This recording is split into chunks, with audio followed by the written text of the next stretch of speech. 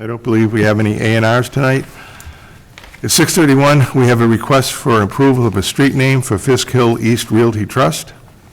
At 6:35, we have a modification of a site plan for 21 New Boston Road. After that, we'll have the town planner update, followed by old and new business, and then adjournment. Has everyone had the opportunity to review the minutes of October 12th? Any questions, concerns, comments? No? We have a motion then to approve as submitted? So moved. Okay, Dane? Wally, second? Okay. Any other discussion? All in favor? Aye. Opposed, no one? Very good. Okay, then we have the minutes of October 26th. Any comments, questions, changes? Motion to approve then is approved? In a second? Second. Second, Sue? Any other discussion? All in favor? I'm abstaining. Opposed, and one abstention. Very good. Okay. Jean, do you want to go over the request for the approval of the street name? Yes. So as the board is aware, during a subdivision approval process, we need to approve a street name, and we did not do that at the time. They didn't think about it, neither did I. So before I have you endorse the plan that we record at the registry, it's important that we approve a name. So the owner of the property has selected the name Berry Farms Road, and I've provided you with a copy of our street list, and you can see there are no similar names at all. So I would recommend that you approve the street name of Berry Farms Road for the subdivision recently approved for Fisk Hill East Realty Trust. Okay, any questions, comments? If not, we'll have a motion to approve. So moved.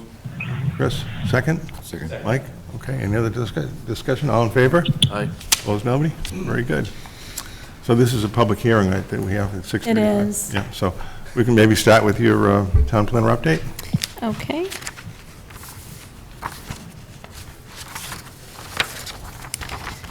So our next meeting date is November 23rd, and we'll have the waiver of site plan for Gito's, and that's the former Friendly's restaurant location.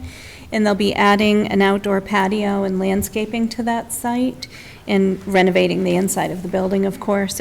The architecture was approved and the sign was approved at the Design Review Committee meeting last week. And then we'll also have a waiver of site plan for the former Jimmy D's location. There is, I haven't had a chance to review the application yet, but I spoke briefly with her before I went on vacation. And it will be a gourmet food shop, but you'll also be able to have some dining options in, and she would like it to be a bring-your-own type business. So because of that, and because of the slight change in use of the building, I thought she should come in so we could at least look at the parking and make sure the seating capacity and the parking spaces align. So she'll be coming in that night as well. And then on December 14th, I expect we'll have the continuation of the public hearing that you're about to begin this evening. And the reason that we could not complete the review is the lessee is still in negotiations, and once that is done, the final architectural plans will be completed and submitted. And we're hoping that gives us enough time, probably during the hearing, Pat can update us a little bit on that, to be sure. And that's all I have, and it's 6:35. Very good, thank you very much. Sue, would you like to read the public hearing notice? Yes, in accordance with the provisions of Mass General Law, Chapter 40A, Section 11, the Planning Board will hold a public hearing at the Sturbridge Town Hall, second floor, 308 Main Street, Sturbridge, Mass., on Tuesday, November 9th, 2021, at 6:35 p.m.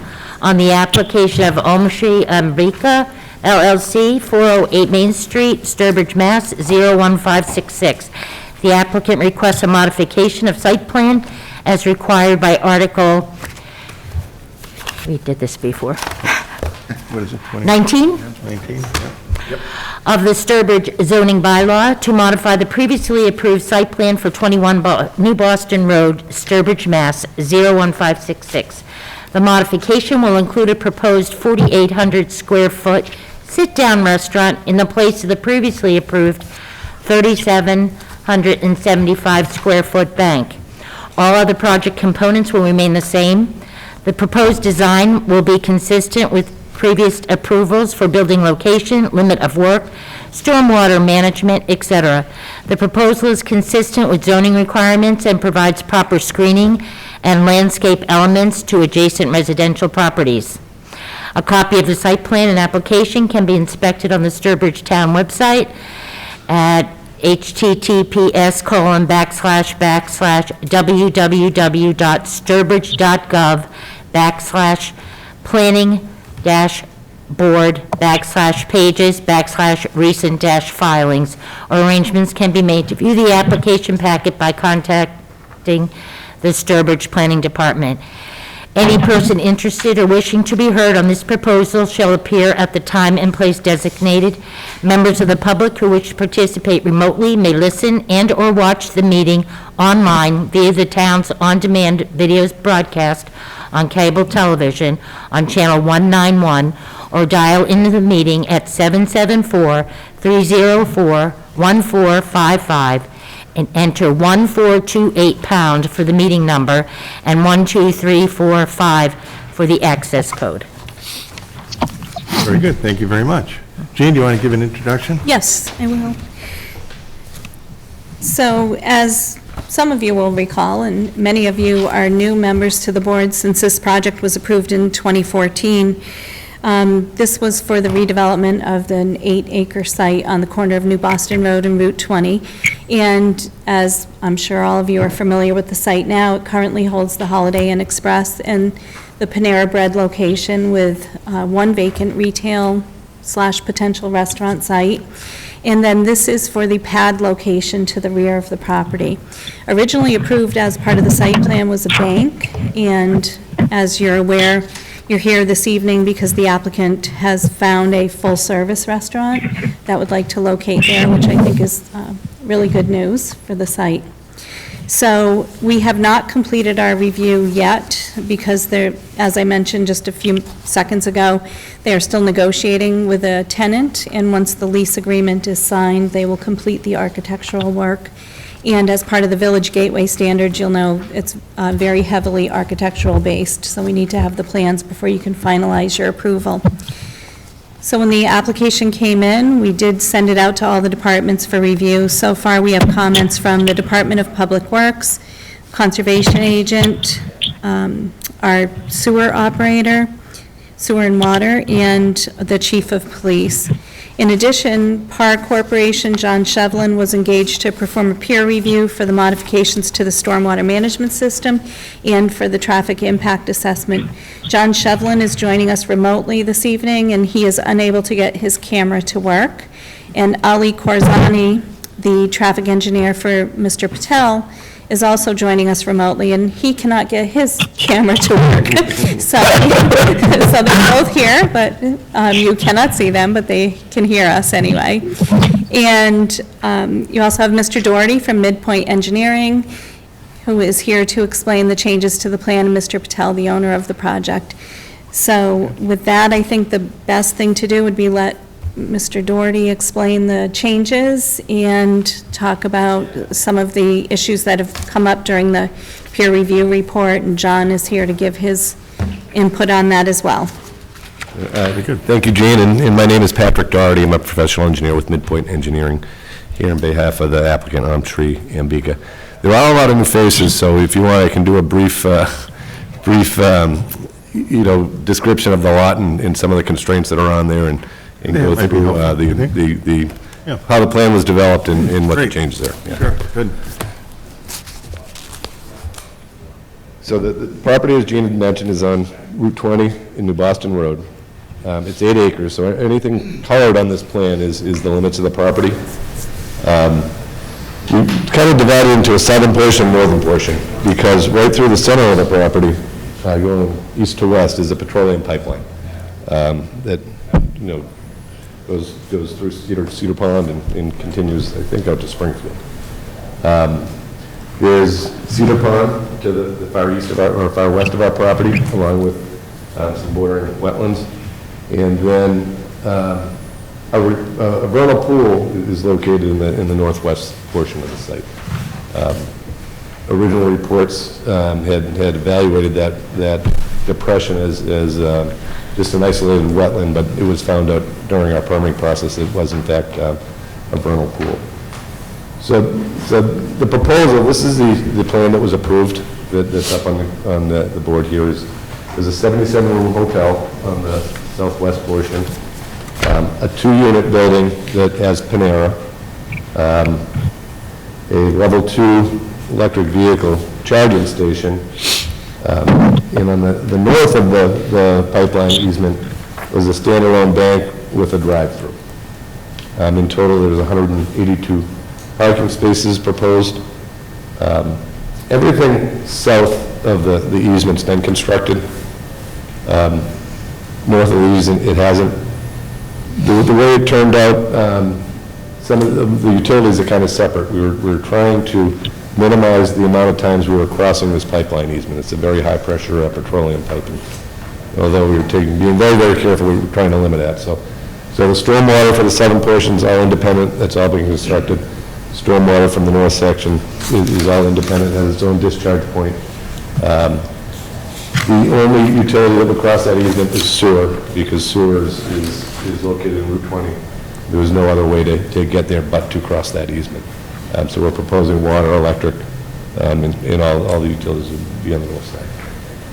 So New Boston Road rises as it heads in a northerly direction.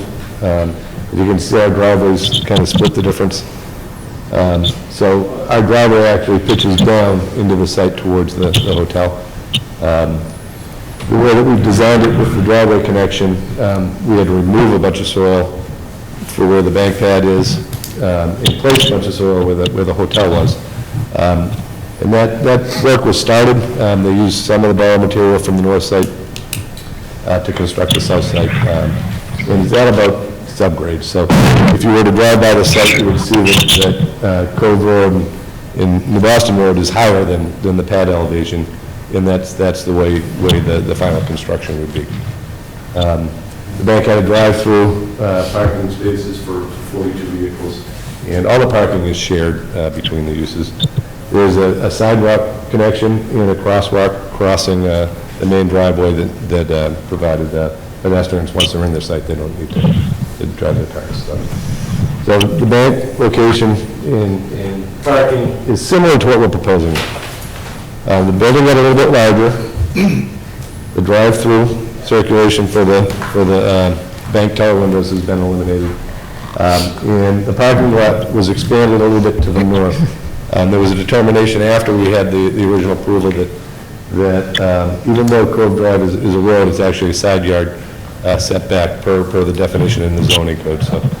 So there was work proposed there before, so we're not increasing the limit of work, but we're changing the cover from what would have been grass to asphalt for some of the parking. The bank will have about 192 seats in the inside, and then there's an outdoor seating area as well. Part of that outdoor seating area will be covered, and part of it will just be exposed to the elements in the sun. We're maintaining the same pedestrian circulation, crosswalks, et cetera. Driveway locations in the same, retaining walls locations in the same. So in essence, we're using that same limit of work. The grading is going to be the same. The structures for the stormwater system are all in the same location. The one change to any of the utilities would be the stormwater system. The new site plan increases the impervious coverage by about 4,250 square feet. In order to mitigate that, we have an underground recharge chamber system, and I added one row to that to have a little bit more storage. I ran through the calculations. John reviewed them. The discharge point is actually to the west of the parking lot, and it flows into a depression on the site. It doesn't flow to the vernal pool. And eventually, if that depression were to fill up, it would eventually overflow to Cedar Pond. All my calculations, more than adequate storage in that depression, even at a 100-year storm, that it wouldn't overflow. And with the additional stormwater chamber, that depression. So Ali is on the phone. We were asked to take how the traffic generated by a bank, which is a restaurant, and he did analysis based on the trip generation. And the findings were what I thought was a little bit unusual. In the morning peak hour, there will be more trips generated by the restaurant, by about 14%, I believe. The number would go from 36 trips up to 49. The afternoon peak hour, which is more critical, and that's what our analysis was based on because of the intensity of our users, it actually goes down significantly. A bank generates much more traffic than a restaurant at the peak hour of the roadways. So during that afternoon peak hour, a bank would generate 77 trips, whereas the restaurants actually generate 49 trips. So it's much lower. With that in mind, he reported that the results in his original traffic report were valid. The peak hour in the afternoon is what was the critical time period measured, and we're actually going to have less trips. Traffic in general, the project was approved with some mitigation for traffic. Two components. As you approach Route 20 from the Boston Road, it was narrow with a single lane, allowing cars to go right or straight/left. We were asked to widen the portion of that road and provide enough stacking based on the traffic report for the folks that would be turning left or going straight and turning left. And that was constructed back in 2018. The second part was to coordinate with the Mass DOT, and at the next intersection down, which is the signalized intersection with Route 131 and Route 20, there's a no U-turn sign and a solid white sign with the shoulder. So we coordinated with Mass DOT at the time, and the sign was taken down, the striping was changed, but then sometime in 2019, their maintenance department put the sign back up. So, I didn't get the message until Friday to see what's going on, and I asked permits, and they said, no, it's not supposed to be there, and they were going to find out from maintenance why it was put on. I imagine they must have some kind of a sign program where they go down their routes and follow all the plans in their office to, update the signs, and that's why it's back on there. The thought is once there's 2 or 3 people waiting to make a left, more people are apt to make the right and do the U-turn, so that it would ease traffic for the folks going east on Route 20. As Gene said, there's not a lease in place. I spoke with Jay, who spoke with the broker, and they've been going back and forth. I think the last 2 weeks has been dotting all the i's and crossing all the t's, and it looks like maybe as soon as tomorrow the lease would be signed. I know that everyone wants to know who the tenant is, and we can't tell you until tomorrow when the lease is signed. Also, they didn't fully engage our architect until they were getting close. So when we had prepared our site plans, we thought that we were going to be on the design review before we'd be coming to this meeting. Not that they fully engaged the architect, but they are prepared to complete that work. I think they have to submit by the 23rd or so, and then they'd be on the first meeting in December with design review. And then we would follow up and hopefully answer any questions we generate tonight and complete this process with you folks on that first meeting in December. You'll see in the email chain that Conservation had commented that we would need to go back to their commission. I actually went and sat down with the agent, explained the changes, and she just discussed it with the chair. And the thought is it would just be a minor modification that would be captured on the as-built or something like that. To wait to submit that information until I receive some comments from this board, so I'm not going back and forth and back and forth and back and forth. So that's where we stand with that. I think that's kind of a brief overview. If you want to know all the nuts and bolts of the stormwater and sign locations and things like that, we can go through that. There is a spot on the existing freestanding sign. Again, that will go to design review for the graphics, but we're not proposing to construct a new freestanding sign for this building. With that, I'd open it up to any questions you may have. Any questions, Jeff, or anyone on this part of it? Yeah, I had a question. Sure. I know, I understand the confidentiality of the proposed tenant. Can you tell us what they intend on putting in there? Or no? As far as the types of food, it would be open for lunch and dinner. It's not a breakfast restaurant. No, is it a franchise? Is it something It's, national? No, it's not. It's a local guy from Massachusetts. Do you know how many units he has now? 4 or 5? I don't know. Yeah, he's got at least 4 or 5 other restaurants. Okay. And, you know, I know that he's building another one now, and he has plans to build a couple of more. Okay. So it's I don't know, it's less than 10 units he has, but between 5 and 10, including these couple of new ones he's doing. And the intent, you discussed previously, when there's backup trying to head west onto Route 20, east, people are more apt to turn right and head east, or head west, excuse me. Yeah. So the intent is to try to get the U-turn sign back up there, so at the light, they can U-turn there, as opposed to hopping on 131 and trying to somehow get back onto 20 Yes. east. So, again, it came up Friday. I immediately called SDOT, and they're looking into why it was taken down. They think it was just an oversight. They'll definitely know by the next meeting what exactly occurred. 'Cause I can't tell you how many cars I see turn left onto 131 and attempt to try to, exactly. Facility. Yeah, yeah, It's crazy. yeah, yeah. Yep, yep. But it was down. I got photographic evidence. Yeah, they actually modified Route 20, didn't they, to allow for the turnaround at the U-turn? Yeah, they didn't have to do any curb work, but they think they blacked out the striping Right. and made it wider there so that you could turn it. And tractor-trailer trucks wouldn't be able to turn there. I think there was no trucks for U-turn, but passenger vehicles could certainly make the turn. I have nothing further. Wally, anything on this? I had a couple of concerns about the, and I think they were addressed earlier on. In 5 years' time, we're supposed to be having a roundabout down at 131 and Route 20. Right. And that'd be great, that's 5 years out. And that would take care of an awful lot of issues there, especially the most important issue is, as New Boston Road heads southerly, and it becomes one with Route 20.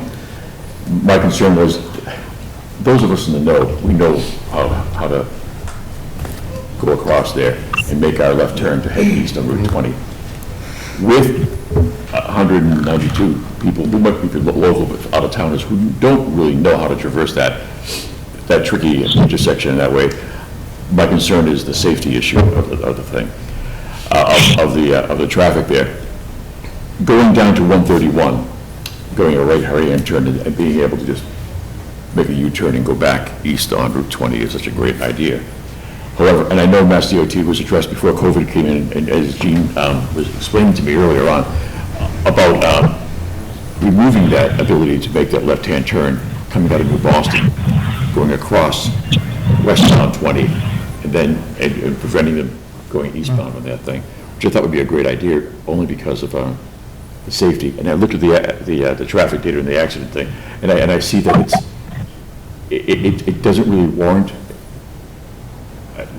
the study doesn't really warrant an immediate thing, but I just want to be able to voice my concern that you have a whole bunch of new folks wanting to use the restaurant who don't really know that intersection that well. Right. And it would be so much better if they all turned right and they left there. If they were heading back to Charlton or to Boston, if they just went, took the right, pulled the UE and went up the other way.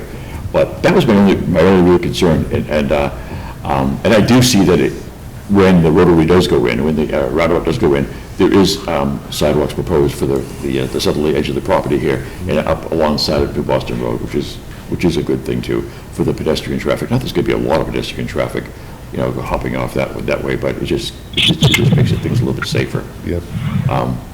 So otherwise, I didn't have any other questions. I just had that one concern about the traffic, and I see it's been addressed. Great, thank you. Dane, anything on this at this time? I'm going to stay with traffic, and the report that we got looked good. I agree that the crash data doesn't warrant action at this time, as the DOT has told us, and as this analysis confirms. I just wanted to highlight that this intersection's crash ratio, I forget the exact vocab word for it, we have another report from 2018 that was done by DOT for this intersection for the town. I looked at the numbers in the report that we got for this application compared to that report from 2018, and it shows that the crash ratio for this intersection has gotten worse over those few years, while our region, District 3, has actually trended better. So again, we haven't exceeded any thresholds, nothing to be done at this point. I just wanted to say that out loud so everybody hears it. For this project specifically, I did have a question. You mentioned that the sewer utility is going to be crossing the pipeline. Is that already in as part of the groundwork that was done during phase 1?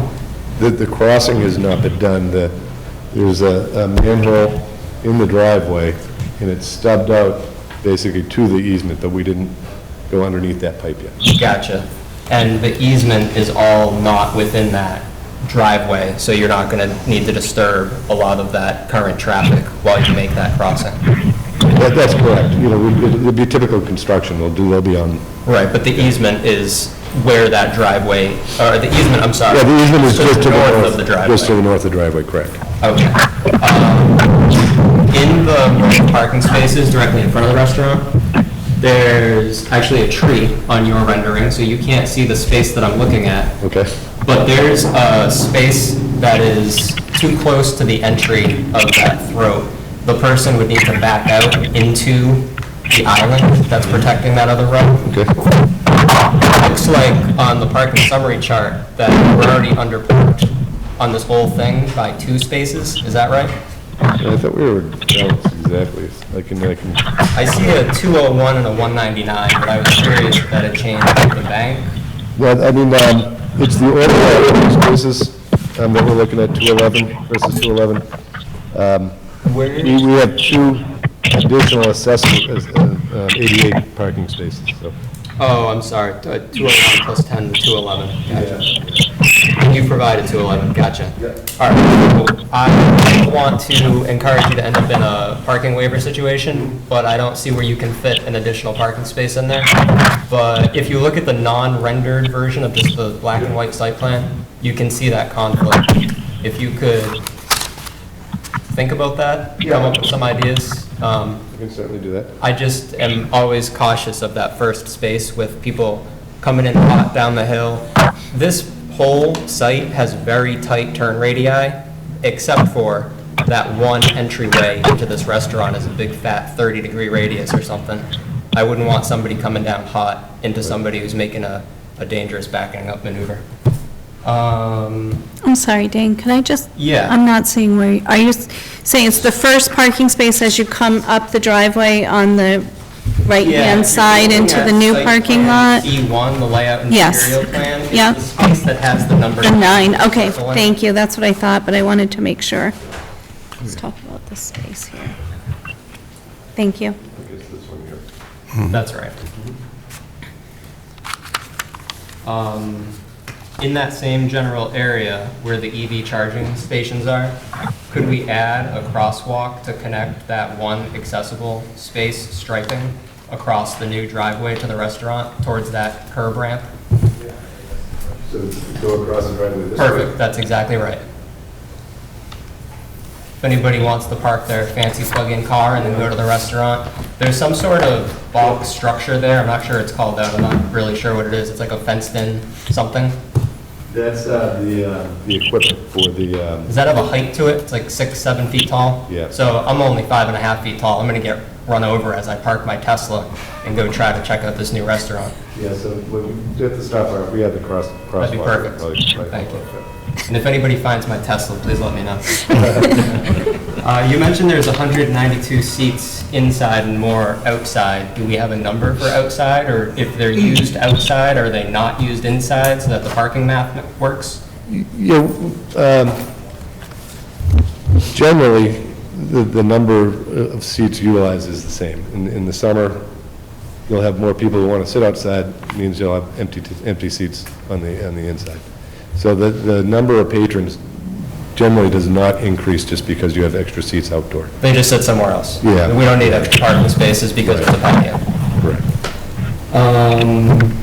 You mentioned the drainage depression, which I'm glad you did, because I was curious about how that worked. It seems like, are there really good soils here? Yes, yep, they're all gravels, yep. Those infiltration boxes look really reasonable, given how much Yeah. impervious there is, so. traffic is an improvement in the PM. I just wanted to mention about the U-turn on Route 20.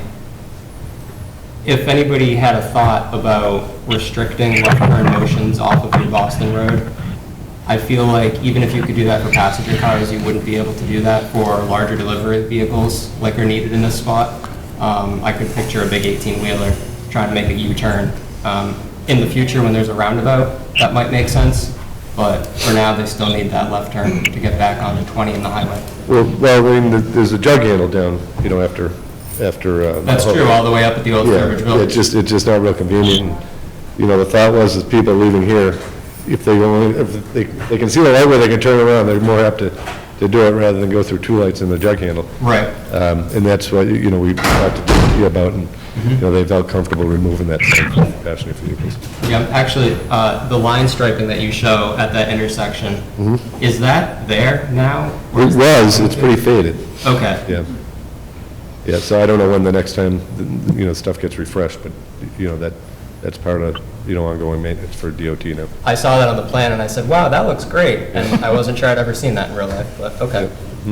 That's all I've got. Thank you, Charlie. Okay, thank you very much, Dane. Sue? No questions. Okay.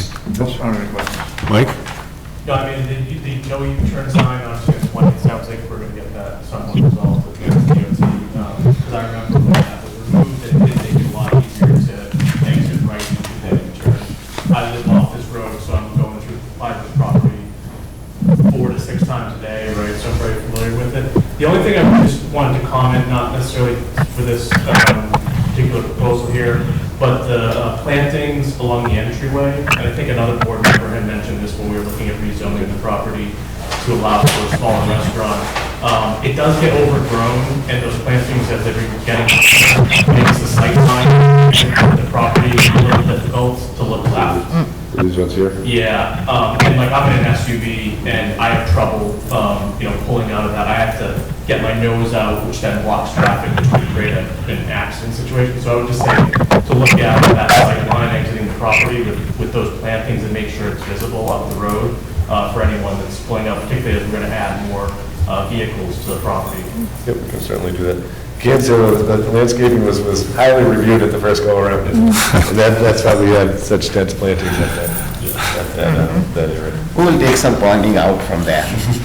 I think some of it too is, and I mentioned this to Jay the last time I saw him, I think it's like the grass, like kind of along the edge of the road too is pretty tall, so Well- I know when I try to pull out of there, it's a little tough. That is interesting because some of them is in the gas pipeline area and some of them, so I had asked the DPW if they can do it and, you know, because it's kind of a no ownership there, so it's, if you do something and something happened to the pipeline, then we don't want to take that responsibility. That is where the problem is. You know, it's this high pressure pipeline, so we don't want to get into that area. That is the only concern, you know. We love to take care of it because, as you know, we maintain a beautiful property. That's the only area we cannot touch because there's a sign of the gas pipeline and everything, so we are afraid of, to be honest with you. Okay, very good. Okay, great, thank you. So Jane, does John or Mr. Corsani want to make any presentation now, or? Do you need Ali to? Sure. Again, Mr. Chairman, my name is Ali Khorasani. I did review the traffic impact of the new proposed 4,800 square feet high turnover restaurant. And as Pat had mentioned earlier, it turns out that actually during the morning hours, the restaurant will generate slightly more traffic than the previously approved bank would. But in the afternoon, which is the critical peak, meaning that most streets have higher traffic in the afternoon rush hour than they have in the morning. The reason being a lot of folks take the time, they leave earlier sometimes to stop to grab the paper or maybe not paper nowadays, grab a cup of coffee or something on the way to work. Right. So, so the afternoon rush hour has usually higher traffic. But in this case here, it turns out that the restaurant will generate a lot less by almost 28 trips. Right. per hour, less than the previously approved Right. bank would do. So, and then we did an analysis. The analysis showed that the level of service is going to be the same as if we had a bank there, maybe even a slightly better or lower delays, but it still be level of service of in the afternoon, and level of service would be in the morning rush hour. So there are next to no changes, and if any, just slightly less delays for both AM and PM peak. And I believe John had asked us to look at the accident history. Right. And we looked at Mass DOT's accident data, and I prepared an analysis and submitted to Pat. I believe Pat has submitted to the board as well. And it appears that the number of accidents have increased slightly. However, the accident rate itself is very low compared to other unsignalized intersections in Mass DOT's District 3 area, which includes Sturbridge as well. Right. And I heard some concerns about people making a left turn out of New Boston Road, and I think Pat indicated that some of the folks, when they see people are waiting to make a left turn, they don't want to wait. They make a right turn and they go through the traffic light and make a Covered U-turn. that pretty well. Did you have anything else on the traffic that you want to bring up at this point? I think we've covered that stuff pretty well. The only other thing I want to bring up is, I think also was mentioned, the improvements to Route 20, which is going to include the intersection of Route 20 and 131, is going to be turned into a roundabout, a gateway to the town.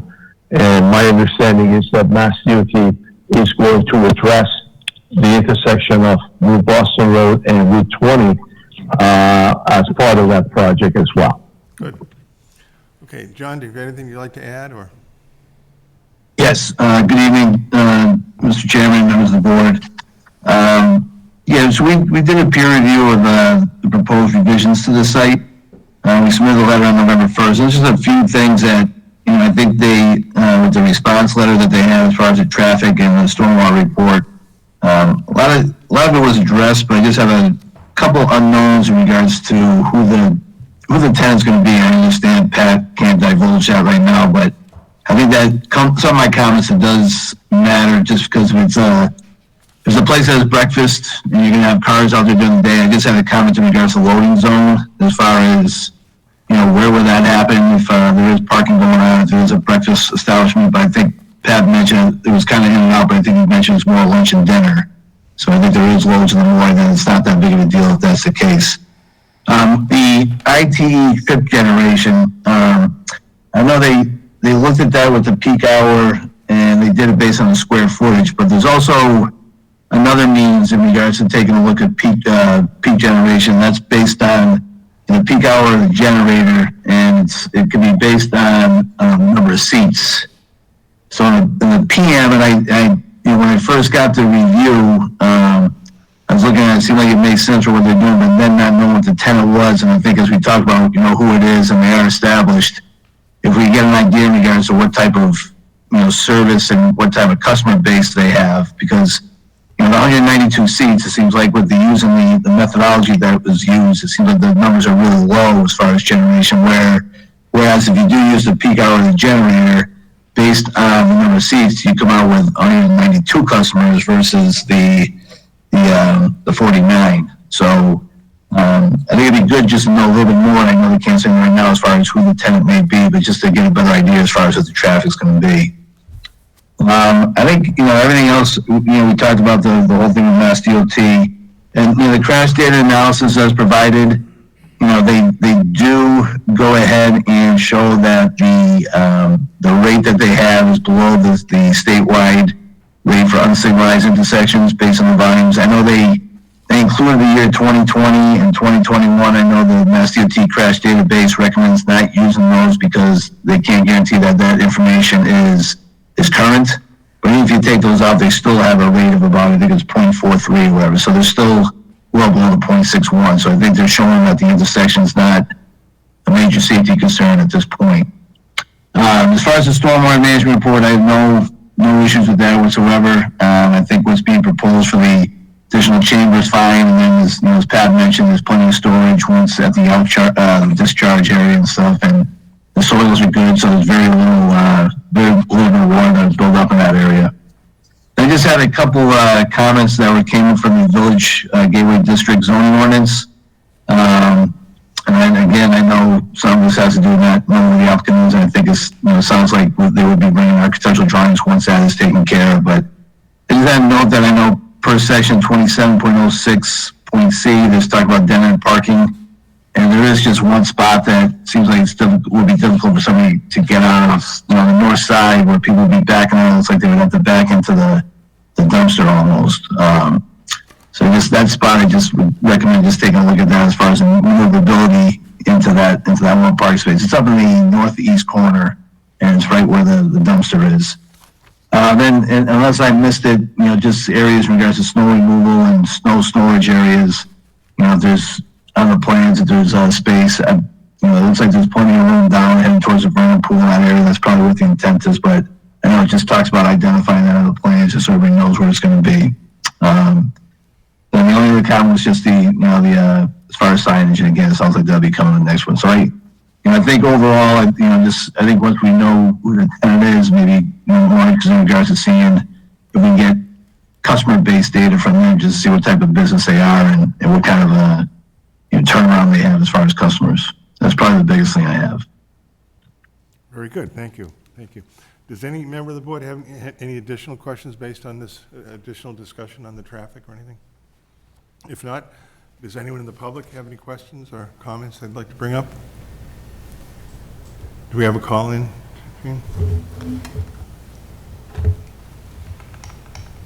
Is there anyone on the line that would like to speak to the application for 21 New Boston Road? No. Great. I guess then we're prepared to make a motion to continue this, and the recommendation is to continue it until December 14th at 6:35. 6:35 p.m. Do we have a motion to do that? Mike, second? Wally, Dean, Deborah? Any other discussion? All in favor? Aye. Opposed, no one. Very good. Thank you very much. Very helpful. Thanks for coming in. Thank you, everybody. Good seeing you again. Thank you. Night now. Thank you. Okay, Gene, anything else on your report? Oops, second. Go ahead. Can you wait a second? You're all set with your report then? Yes, I am. Okay, we just I'm have all old set. business, new business. Jeff, any old or new business? No, nothing. Wally? Dane? Sue? All set, thank you. No one else? Great. Motion to adjourn? Second? Second. All in favor? Opposed, no one? Have a good evening. You too. Thank you again. Thank you.